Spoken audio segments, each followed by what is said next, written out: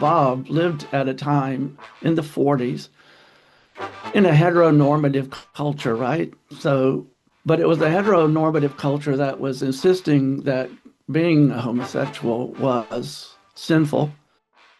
Today on Rainbow Country, the story of Bob.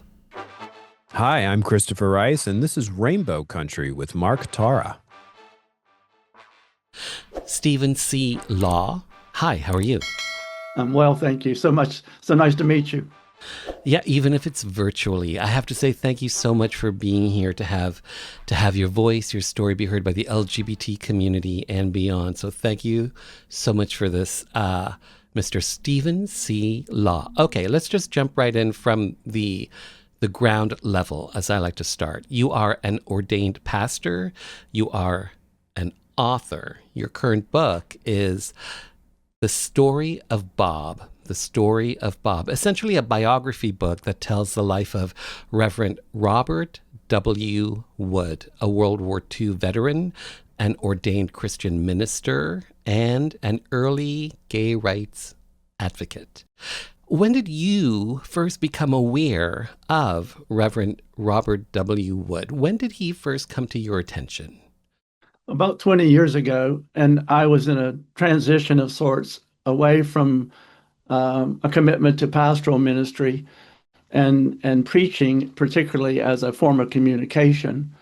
And I was becoming aware more and more of how fiction and story explores the idea of spirituality in meaningful ways.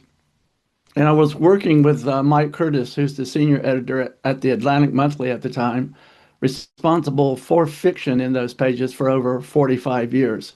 He was something of a genius, in my opinion.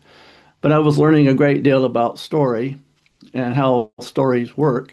And at that very time, I read in an article in the United Church of Christ newsletter that Robert Wood had lost his partner, Hugh Coulter, to death, and that he was living close enough by that I said to my beloved Donald, with whom I had spent 45 bliss-filled years, I need to go and meet Reverend Wood as a pastor, just to be with him at a time of devastation. That was my instinct. I didn't have any idea to write a book. So I called him out of the blue and told him who I was and asked him if he would like a visit. And he said, very much so, because he was living in a New England city, Concord, New Hampshire at the time. I don't think he had that large of a community. And he was broken, as people are when they have lost the love of their life. He was in that state of devastation and grief. And so when I went to visit him, I was present with him. Words really are inadequate at such a time. All words seem trite when you're listening to someone say to you that they've lost the love of their life and that they are either riddled with tears, sadness, grief, regret, all the things that they did not do that they could have done or should have done. And that was the way that conversation went that day. And I was just present with him. And I said, I recognize that you love Hugh very much. I'm so sorry for your loss. And he asked me about myself at that time. And I told him that I was experimenting in a writer's group studying short fiction and that I was, in a long-term relationship with my husband at the time, William Stroud. Donald is his name. And then he asked me if I'd be willing to consider his story. And I met with Mike in Boston because I didn't have a sense about it myself. Mike said, well, I've seen your writing. You can do this, but make no promises about publishing. That would be unethical and dishonest. But ask for 6 months to see if you can determine whether or not a story is there that merits your attention and time. And see where it leads. And that's what I did. So it was, I went in as a pastor maybe and came out as a writer is how I like to think about it. But it took 6 years of my life after that. So take that in. When you commit to something like that, it's no small thing. So Reverend Robert W. Wood, he passed away in 2018 at the age of 95. Right. Researching this book, you just said it took 6 years out of your life to bring this book, The Story of Bob, to life. So what was the process like of researching this book and bringing it to life? What was that process like? Well, first of all, I went to Bob and I asked him the question, or began to ask him the question in the weeks that followed. What moments in your what moments in your life hold emotional weight? Now, Mark, if you could just think for a moment, flip through your own life history, you know that you can settle on those moments in your own life that are intensely emotional. And that was like the first round of questions. And once I got from Robert Wood, this list, I then began to look at what he had on hand in terms of hard materials, what I call them. That means sermons, letters, journals of any sort, war diaries in his case, and anything that could be written and could be anchored in time, and you could understand that that was true and verifiable, made your life a little easier. And so you just begin to recognize that there's a path forward with the development of a what I would call a chronological landscape and an emotional landscape at the same time. And what you have to do, you can't trust memory. I don't even trust my own memory. So you have to sort of have as many verifiable sources as you can to weigh in on this story as it unfolds to make sure that the truth of it is what is in front of you. And of course, Reverend Wood himself was reading the chapters all through the time of editing and so forth. Now, as I mentioned before, I was in a workshop format. I was beginning to bring early chapters to this group of writers and editors, and they were beginning to see problems right from the beginning, and that's what writers want. They don't want to see what they're doing well. They want to see how they're failing a project. In my case, there were competing voices because I started this in the third person, like a normal biography. So they found competing voices, and they also discovered in Bob Wood's case that his internal life or his feelings were not present in a way that was satisfying for the narrative. That's true for many people that come from the greatest generation. They don't like to talk about feelings. They really don't. And even if, in his case, for instance, he was a hero in war on the front lines in battle in service to this country, he did heroic things, but he couldn't talk about the feelings associated with that experience. He could often name the mortar rounds and the mortars themselves and the activity of being a soldier and unit cohesion and what was required of him in basic training and so forth, but he couldn't talk about feelings very much. So about the fourth year, I took what was a third person narrative and turned it into a first person narrative, which helped me to correct those two problems and where he could not articulate his feelings, I began to make them up as a point of fiction. And then I would take chapters to him and he would read them, and he could see where the narrative would be calling for feelings. And when he would read those feelings, oftentimes he would begin to weep, and he would tell me, "You got it right." So I got the verification of his internal life, even though he could not name it for himself.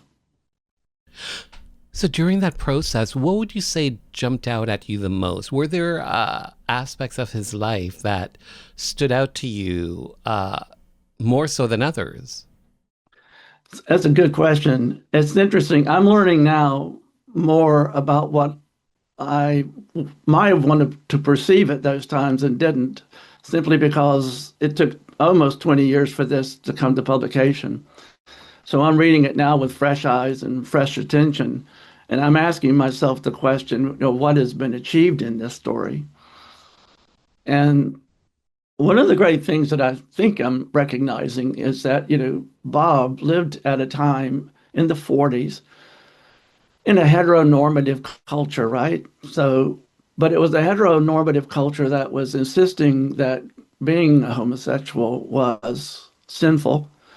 Being a homosexual was a mental illness. In fact, people were given lobotomies at the time to correct it. And anyone who explored the sexual proclivity could very well end up in jail and have a record for the rest of their life. So there are all sorts of ways that the time in which he lived was riddled with these pitfalls for him to even explore the idea of being a gay person.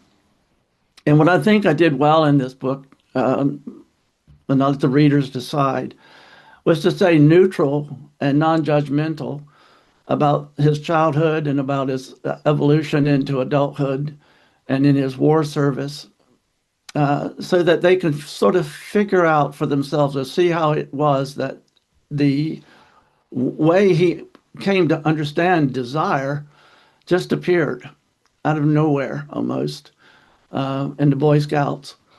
And these early chapters, you think, why are you reading these things? This is a very predictable patterns of childhood. He's going to church. He has very loving parents. He has a wonderful home. You're maybe readers will be wondering why they're reading that. Well, they're reading it to know that anyone who has that circumstance, it feels good to be in a place where you're loved. But it also is deterministic in a way. It's as if everything that you're feeling as love, as a child, is conditional upon your fitting in to a prescribed way of being, and that's heteronormative way of being. And when you begin to have these ideas, in his case, it was like in the Boy Scouts, he was around a campfire, and he had painted his face like all the boys had done, and they were doing this dance around a campfire. It's really visual experience for me to write it and to read it. And he begins to notice a boy's body for the first time in a sensual way. And the boys had been given loincloths to wear as they did this dance.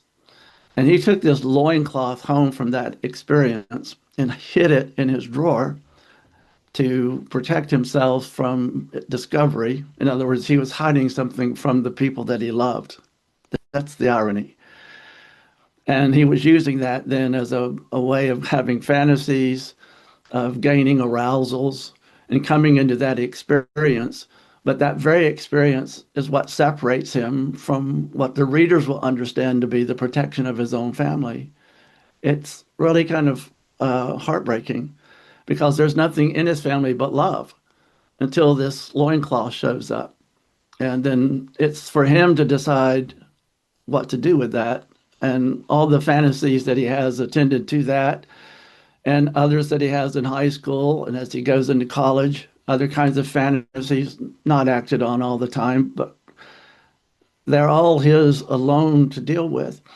And it's particularly true in the military when he's in military service. Now, he was from a military family, and this was after Pearl Harbor. So, what are you going to do? Here's a great threat to our way of being, our freedom happening in the world. Are you going to be a part of the solution? And Reverend Wood was very much a part of that effort to stop Hitler, and would do it, was willing to give his life to that end. But when he was in basic training, he was going across delivering a message, and he saw a stockade in which men were being held with Q's written on their backs. Now, he saw that, of course, and saw himself in those men. And it was like an electric shock coming to him to say, don't show any sign that you have this inclination, because even your right to serve this country would be put in jeopardy if they should discover that this is your sexual orientation. And when you say Q, they put that on their back to represent what, queer? The word queer, exactly. And Bob, and the reason I know this is not that this was out of his hard material, not his memory. He had written the letter Q pencil in his war diary in case he had to erase it, but it was there. And the memory, of course, was associated with that letter, and so it became vivid in our conversations, and stunningly so, because while he saw that, reality and attributed it to himself.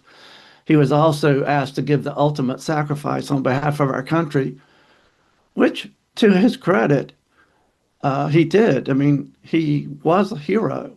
You read the story of his life in combat, you realize he saved lives through his heroic action.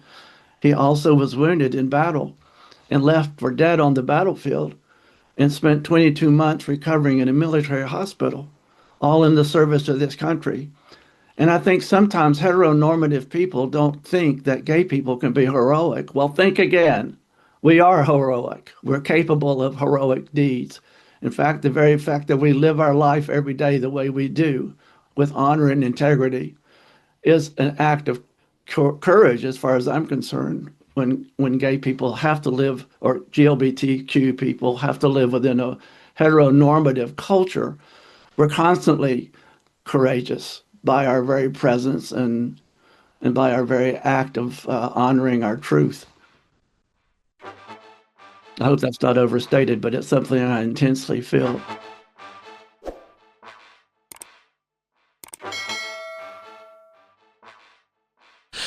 Stephen C. Law, we are here. We're talking about you. We're talking about your book, The Story of Bob. You are part of the LGBT community. For yourself, talk to me about when, for you, your same-sex desires and attractions started crystallizing for you. When did this start happening for you? Well, I didn't know I was going to be talking about myself. I'm hardly worth it. But I would say that in seminary, I was, now there's some comparisons here to be made between my life and Reverend Wood's in some ways, but my truth and his truth are completely separate. We can come back to that in a minute. But I was engaged in, I was married when I was 18 to a girl, same kind of situation in which I didn't think I was growing up in a culture that would prevent me to even acknowledge the fact that I had fantasies. And perhaps I'm bisexual. I do not know. I don't know the truth of it. I know that if this woman and I, Sharon and I, fell in love at 18 years old, and we got married, and I thought I was being honorable in that. By the time I had finished college education and was in graduate school and had studied, existentialist philosophy and Kant, Immanuel Kant, and his moral imperative and what was required of people in terms of truth.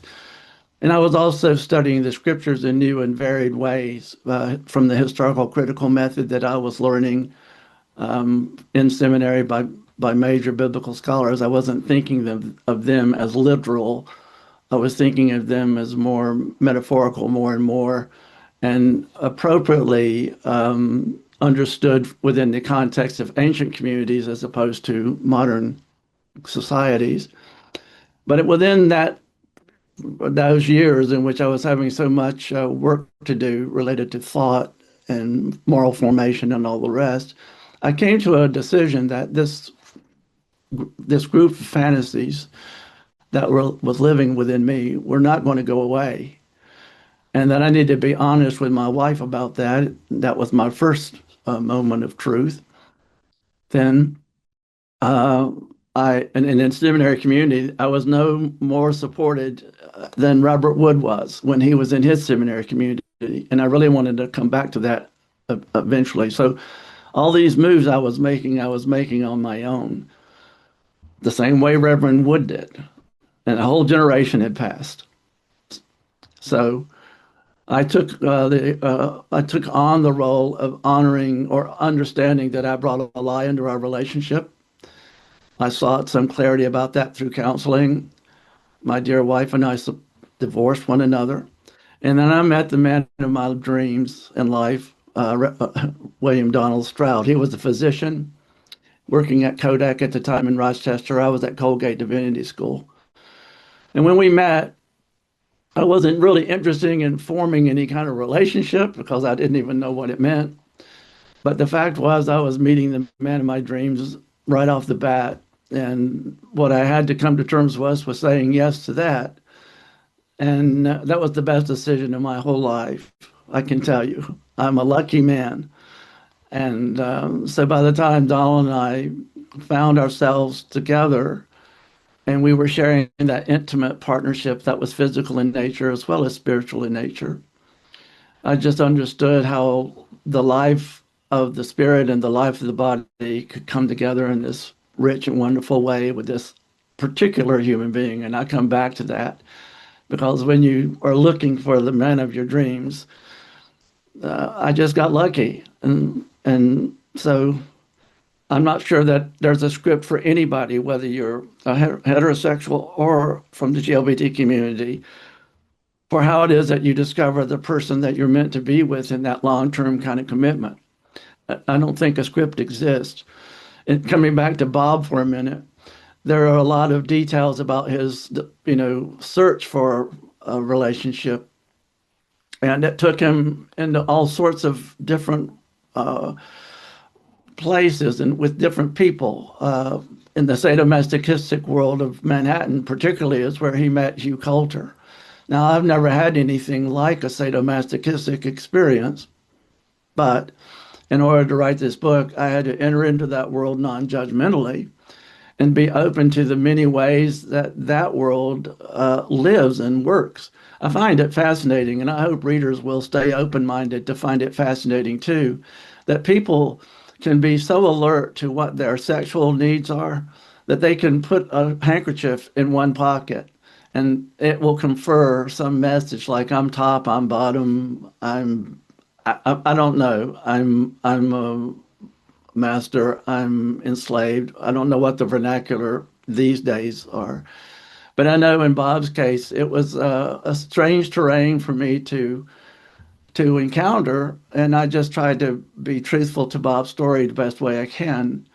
And I think that the readers will see that there's, truth in all that, and that they might even think so. No, if people are looking at gay practice and see that it took many people, for instance, in Bob's life as opposed to mine. I met my lover right off the bat, so I don't have that much experience with many men. A babe in the woods by comparison to even Reverend Wood, who had many different kinds of sexual relationships. And the thing that he waked up to after the fact, I think he thought in each one there was going to be a possibility. Could this be the one? And then you're left in the aftermath knowing that no, there's disappointment there. That wasn't the one.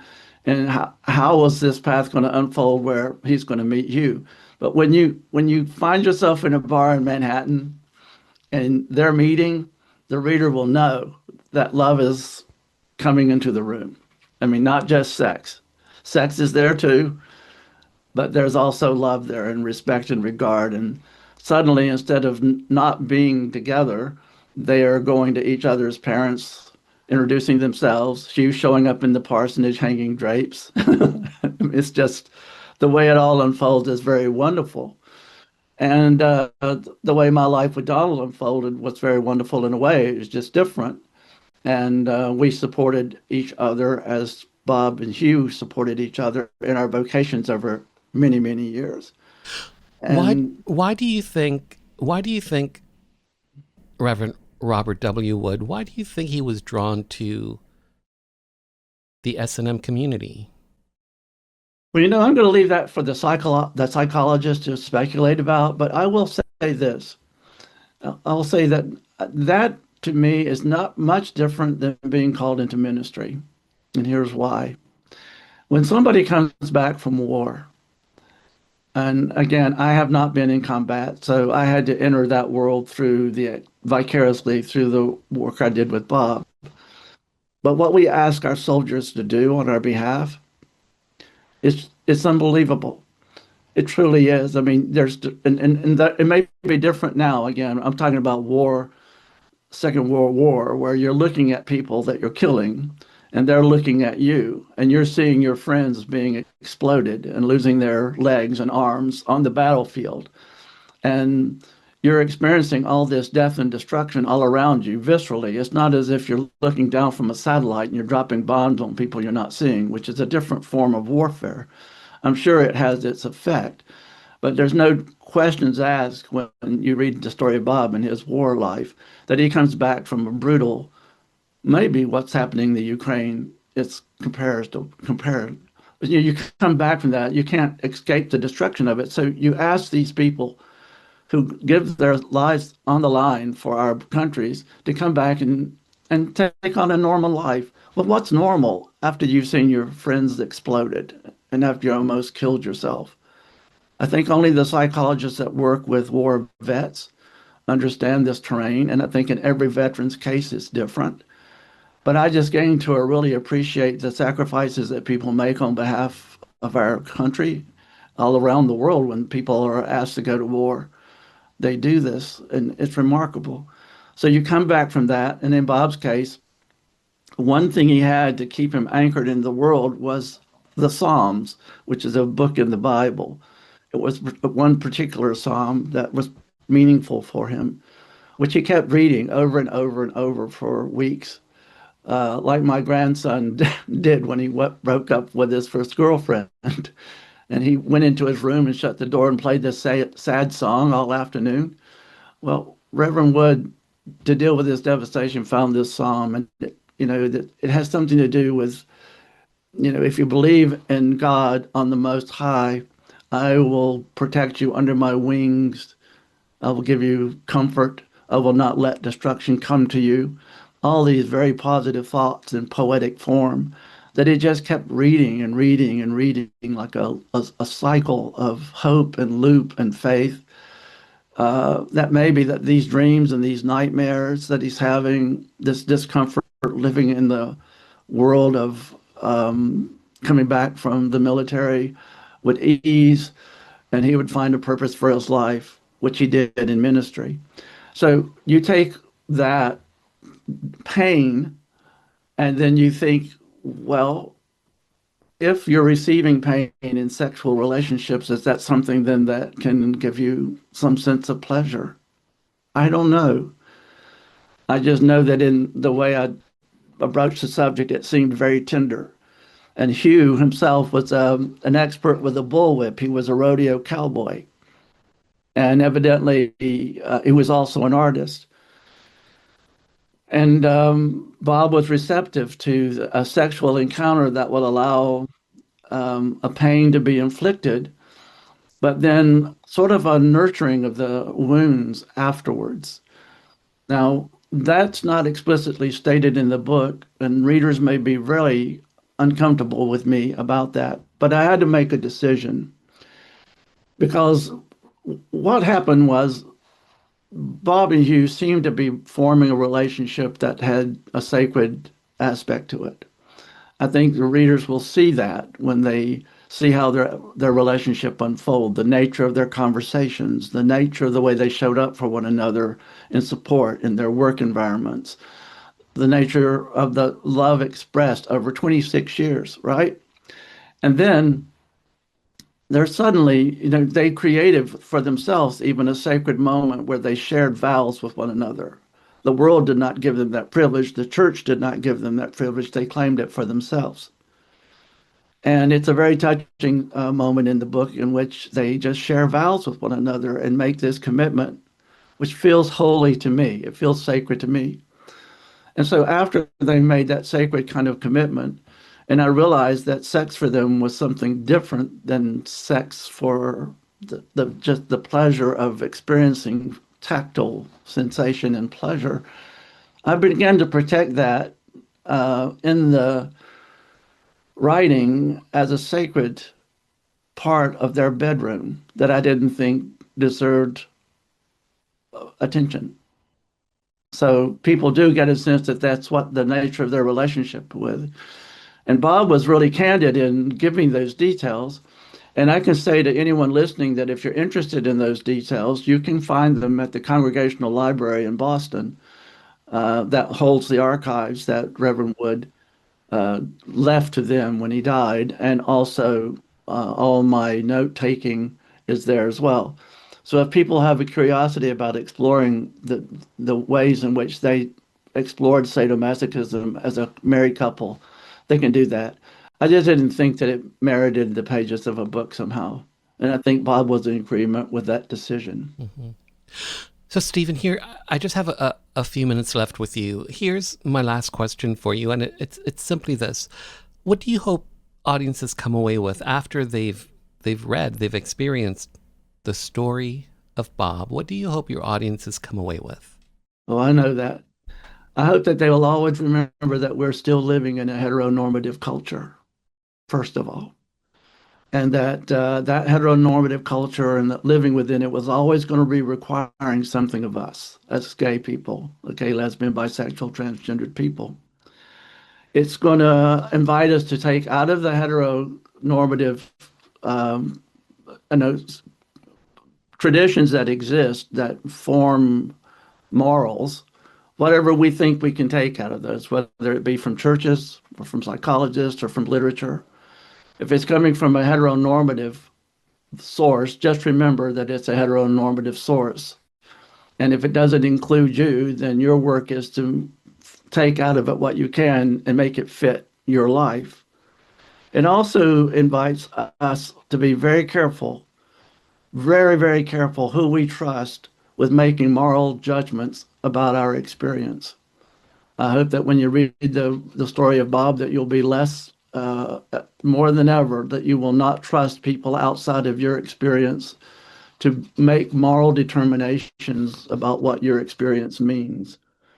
I hope that you will pay attention to your inner experiences of the divine and outer experiences of the divine and claim those for yourself. And that most importantly, if you're in a place where you're feeling at all uncomfortable psychologically, that you remove yourself from it, whether it's the church, whether it's a school, whether it's a person that's supposed to be an instructor in your life, a guide in your life, that you feel a psychological uneasiness, that you take it upon yourself to remove yourself from that, gain some perspective on it, and then re-enter it. And I think if you're feeling your own moral formation or you're trying to think it through, claim it for yourself. We are moral people. LGBT people are quite moral. We are a heroic people. We are wonderful people in all ways. And, don't ever give up on the idea of having the kinds of relationships that bring meaning to your life and make you the happiest person that you could be while you share this planet with others. Stephen C. Law, well said, well done, well written. Thanks for your time. Thanks for being on the Well, show. I'm so grateful for the opportunity to meet you and wish you all the best.